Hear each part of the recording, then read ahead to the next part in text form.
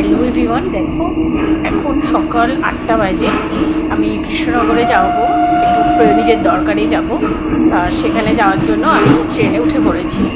ট্রেনটা তুমি দেখো কতটা ফাঁকা ট্রেনটা। আর তার থেকে বড় কথা, এই ট্রেনটা যেন তো খুব আস্তে আস্তে যায়। আমার তো টয় ট্রেনের ফিলিংস কিছুটা অনুভব হয় এটা এই ট্রেনটাতে উঠলে। তা তোমরা একটু দেখো এই ট্রেনটাতে প্যাসেঞ্জারের কি ভিড়, দেখো একবার।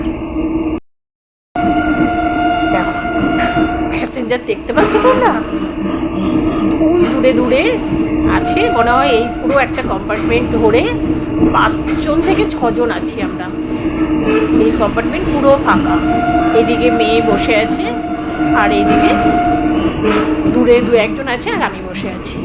এই ট্রেনটা এত আরামে আর কখনো যাওয়া যাবে কোনো ট্রেনে?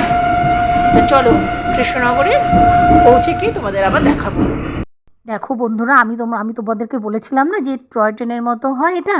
দেখো টয় ট্রেনের মতো বলার কারণ হচ্ছে এই বাইরের দৃশ্যটা দেখো। একদম লাইনগুলো না, ট্রেনের লাইনগুলো বাড়ির একদম উঠোনের ওপর দিয়ে গেছে। সেই জন্য আমি আর কি বলছিলাম যে একদম গায়ে ঘেঁষে ঘেঁষে বাড়িগুলো, উঠোনের ওপর দিয়ে লাইনটায় দেখতে দেখতে যাওয়া যায় একদম বাড়িগুলোকে। পুরো একদম টয় ট্রেনের মতো ফিলিংস নেওয়া যায়। তবে আমার ব্যক্তিগত মত যদিও এটা, তো আমার এই ট্রেনটাতে উঠে কিন্তু ভীষণ ভালো লাগে। বাইরের দৃশ্যগুলো দেখতেও ভালো লাগে, ট্রেনটাতে চড়তেও ভালো লাগে। কারণ এত ফাঁকা আর এত আস্তে আস্তে ট্রেনটা যায়। দেখো বন্ধুরা, আমরা নেমে গেছি কৃষ্ণনগরে। আয়, হ্যালো বন্ধুরা, এখন বাজে 2:15। আমি না কৃষ্ণনগরের যে কাজে গিয়েছিলাম, কাজটা কমপ্লিট করে 1:45টার সময় বাড়ি চলে এসেছি। এসেই হাজব্যান্ড যাবে বলে, মানে একটা ট্রেনে যাবে বলে খুব তাড়াতাড়ি ছিল। এসেই ফ্রিজ থেকে বের করে মাছ রান্না করেছি, আর হাজব্যান্ড ভাতটা করে রেখেছিল।